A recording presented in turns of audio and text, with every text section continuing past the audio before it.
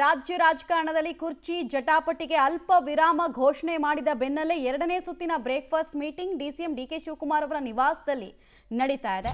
CM Siddaramaiah ಅವರನ್ನ ಅತ್ಯಂತ ಆಪ್ತತೆಯಿಂದ ಬರಮಾಡಿಕೊಂಡ್ರು ಡಿಸಿಎಂ ಡಿಕೆ ಶಿವಕುಮಾರ್. ಬೊಂಬಾಟ್ ಭೋಜನದ ವ್ಯವಸ್ಥೆ ಆಗಿದೆ.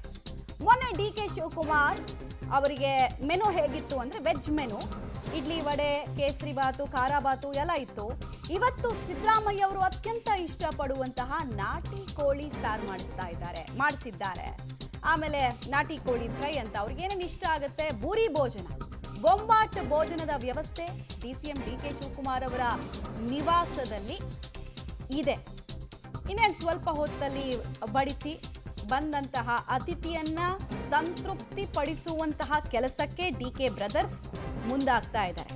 ಸಿಎಂ ಅವರಿಗೆ ಖುದ್ದಾಗಿ ಅಷ್ಟೂ ಬೂರಿ ಭೋಜನವನ್ನ ಉಣಬಡಿಸ್ತಾರೆ ಡಿಕೆ ಬ್ರದರ್ಸ್. ಇನ್ಫ್ಯಾಕ್ಟ್ ಅವ್ರನ್ನ ವೆಲ್ಕಮ್ ಮಾಡ್ಕೊಳ್ಬೇಕಾದ್ರೆ ಹೂಗುಚ್ಚ ಕೊಟ್ಟಿದ್ದೇ ಡಿಕೆ ಸುರೇಶ್ ಅಲ್ಲಿ.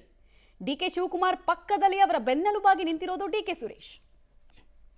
ಡೀಟೇಲ್ಸ್ ಕೊಡ್ತಾರೆ ಸುಕೇಶ್. ಬಂದಂತಹ ಅತಿಥಿಯನ್ನ ಸಂತೃಪ್ತಿ ಪಡಿಸಬೇಕು ಮತ್ತು ಮುಜುಗರ ಆಗದಂತೆ ನೋಡ್ಕೊಳ್ಬೇಕು. ಎರಡು ಟಾಸ್ಕ್ ಇದೆ. ಡಿಕೆ ಬ್ರದರ್ಸ್ ಈ ಚಾಕಚಕ್ಯತೆ ಅವ್ರಿಗೆ ಚೆನ್ನಾಗಿದೆ. ಹೀಗಾಗಿ ಇವತ್ತು ಸಿಎಂ ಸಿದ್ದರಾಮಯ್ಯ ಅವರ ವಿಚಾರದಲ್ಲೂ ಹಾಗೆ ಆಗುತ್ತಾ, ಏನೇನು ನಿರೀಕ್ಷೆ ಇಟ್ಕೊಳ್ಬಹುದು?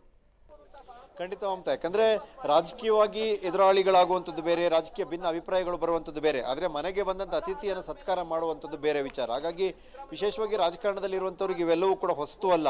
ರಾಜಕೀಯ ಎದುರಾಳಿಗಳ ಮನೆಗೆ ಬರುವಂಥದ್ದು ಅಥವಾ ರಾಜಕೀಯ ಎದುರಾಳಿಯ ಮನೆಗೆ ಅನಿವಾರ್ಯವಾಗಿ ಹೋಗುವಂಥದ್ದು ಅಥವಾ ಜೊತೆಗೆ ಒಂದೇ ಪಕ್ಷದಲ್ಲಿರುವ ಭಿನ್ನ ಅಭಿಪ್ರಾಯ ಇರುವಂಥವ್ರನ್ನ ಫೇಸ್ ಮಾಡುವಂಥದ್ದು, ಹೀಗೆ ಯಾವ ವಿಚಾರಗಳು ಹೊಸತಲ್ಲ. ಇದರಿಂದ ಡಿ ಕೆ ಸಹೋದರರು ತಮ್ಮ ನಿವಾಸಕ್ಕೆ ಆಗಮಿಸಿದಂಥ ಸಿಎಂ ಸಿದ್ದರಾಮಯ್ಯ ಅವ್ರನ್ನ ಅಷ್ಟೇ ಆತ್ಮೀಯವಾಗಿ ಬರಮಾಡಿಕೊಂಡಿದ್ದಾರೆ, ಸ್ವಾಗತಿಸಿದ್ದಾರೆ ಮತ್ತು ಅಷ್ಟೇ ಒಂದು ವ್ಯವಸ್ಥೆಯನ್ನು ಕೂಡ ಮನೆಯಲ್ಲಿ ಮಾಡಲಾಗಿದೆ ಅನ್ನೋ ಮಾಹಿತಿ ಕೂಡ ಬರ್ತಾ ಇದೆ.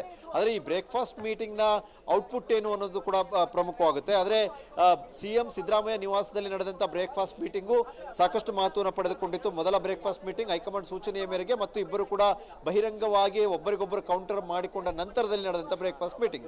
ಇದು ಎರಡನೇದು, ಅದರ ಮುಂದುವರೆದ ಭಾಗ ಅನ್ನುವಂಥ ರೀತಿಯಲ್ಲಿ ನಡೀತಾ ಇದ್ರು ಕೂಡ ಸಹಜವಾಗಿ ಒಂದಷ್ಟು ಚರ್ಚೆಗಳಾಗಬಹುದು.